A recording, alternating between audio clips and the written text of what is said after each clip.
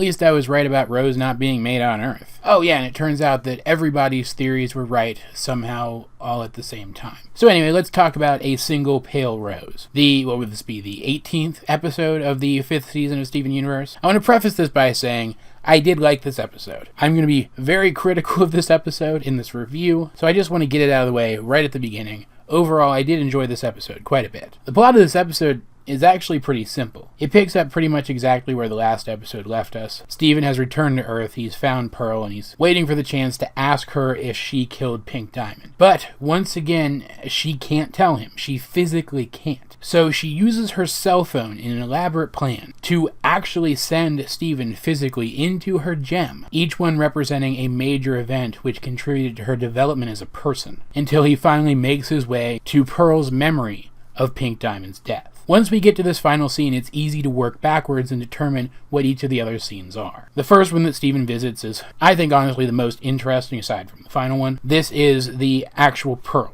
This is Pearl as we know her today, in her mind as it exists today. This scene actually finally gives us confirmation that even non-fusion gems have sort of a tiny little representation of their psyche that exists inside their gem at all times. That Pearl sends Steven on to a version of Pearl who is grieving over the realization that once Rose gives birth to Steven, she'll no longer exist. That Pearl sends him on to Pearl at the immediate aftermath of the corruption attack, where we can infer from the scene that comes after this one that she is coming to the realization that Rose may very well be as much to blame for the Diamonds' choice to use the corruption attack as the Diamonds are themselves. And this version of Pearl sends Steven on to the final scene, which is actually kind of two scenes. The first one is Rose immediately after she has shattered Pink Diamond, but it turns out she's actually Pearl in disguise. And the second part of this scene is Pearl and the actual Rose conspiring to do this. Because as it turns out, it was all a fake. Pink Diamond was never actually shattered, and she lived on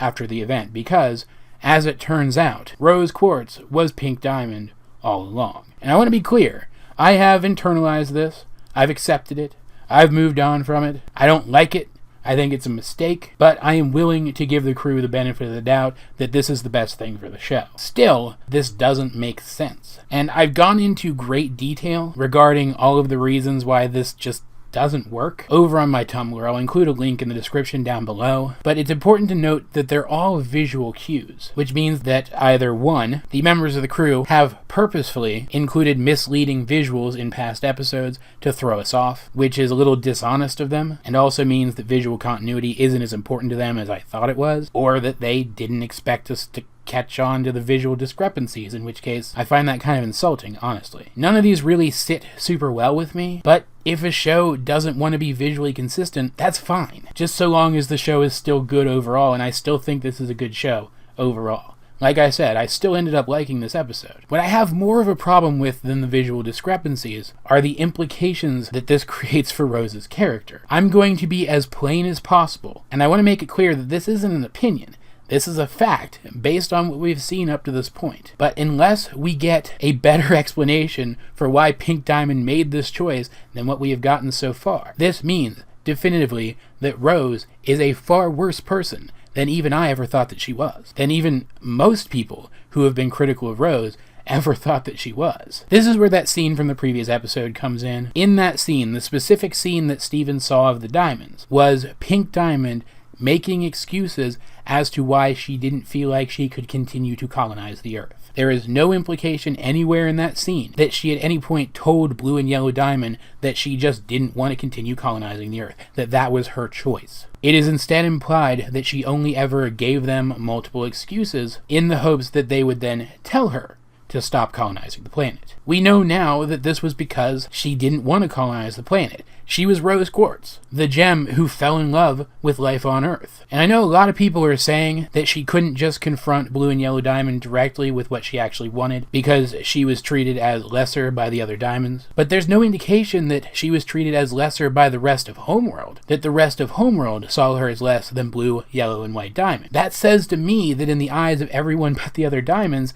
she had just as much power as they did. So if she had just gone public with her desire to cease colonization of Earth, Really, what choice would the other diamonds have had than to let her do what she wanted with her own colony? They might have thought less of her, they might have lost respect for her, but nothing that has happened up to this point has convinced me yet that she didn't have that option. That tells me that she made the choice to create the Rose Quartz persona and start the rebellion as a way of hiding her true desires from the other diamonds. That she was too afraid of what they would think of her if they learned the truth, that she couldn't face it. That means that she made the eventual choice to become Rose permanently and devote all of her time to Rose's rebellion, as Rose and not as Pink Diamond, because she was still afraid of what the other diamonds would think of her. So even though she could have revealed to both sides that Rose Quartz the Rebel was actually Pink Diamond, and maybe even brought a majority of her own forces over to the Rebel side, she made the choice to keep hiding from Blue and Yellow, convinced them that she was dead, and sparked in them every choice that they made after that,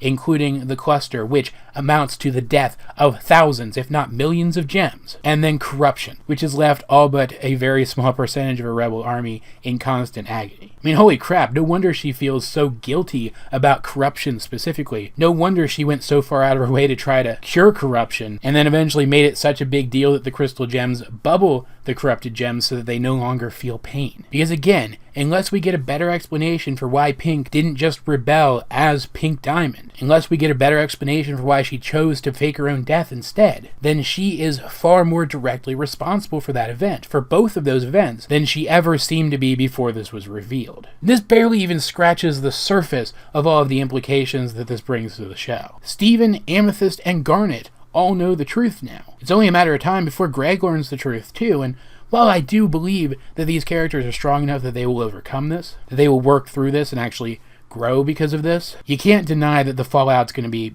pretty bad, at least at first.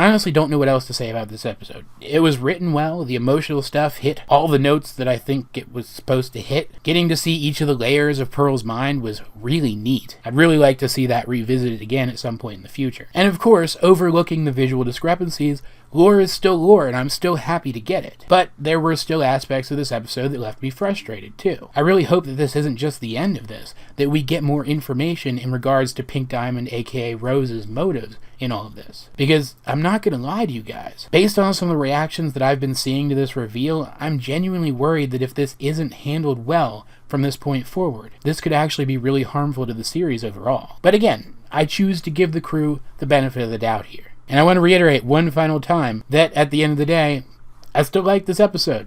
It was still a good episode. Zach and Dee Dee as Steven and Pearl in this episode were fantastic. And there was even a bit of a comical aspect in how exactly Pearl managed to get this information out. But as per usual, guys, I'd like to know, what do you think of this episode if you have seen it? Let's get a discussion going in the comment section down below at that Tumblr link that I mentioned before, or over on my Discord.